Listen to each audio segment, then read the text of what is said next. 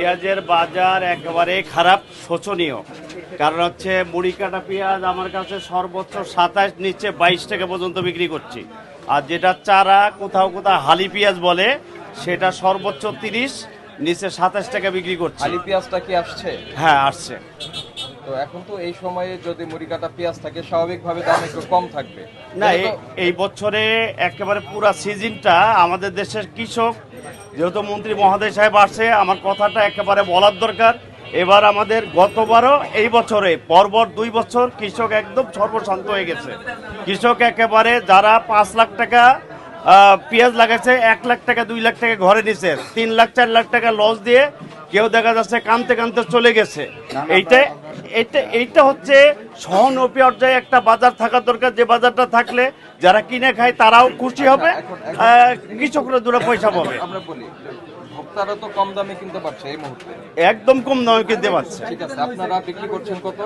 আমরা সর্বোচ্চ 30, নিচে 15। এই যে কালো পেঁয়াজটা 15 টাকা। আচ্ছা, যদি 15 টাকা থেকে হয়, আমাদের যে অনুরোধ থাকবে আপনারা ভাউচারটা দিবেন, আমাদের এই কম দামের সুযোগটা আমাদের প্রান্তিক পর্যায়ের ভোক্তারা পায়। ঠিক আছে, আবার যখন আপনার পেঁয়াজের এই মুড়ি কাটা পেঁয়াজটা চলে যাবে, হালি পেঁয়াজটা যখন সংরক্ষণ করতে পারবে, তখন একটা স্টেবল পজিশনে আসবে। বাজার আপাতত কোনো বাড়ার সম্ভাবনা নাই, কারণ পর্যাপ্ত পরিমাণ পেঁয়াজের আবাদ আছে বাংলাদেশে, উৎপাদন আছে, কেবল উঠা শুরু। আমরা এখন যখন কৃষকের ঘরে চাং করে রাখবে, তখন সারা বছর চলবে। আমার মনে হয় না বিদেশে কোনো প্রোডাক্ট আমাদের পেঁয়াজ জগত পক্ষে আমাদের দরকার নাই, কারণ আমাদের দেশের পেঁয়াজ দেশে স্বয়ংসম্পূর্ণ। আচ্ছা, রসুনের কি অবস্থা? রসুনের বাজার 65 টাকা মাথায় বেচছে, এটা দেশিটা নিচে 50 টাকা বেচছি।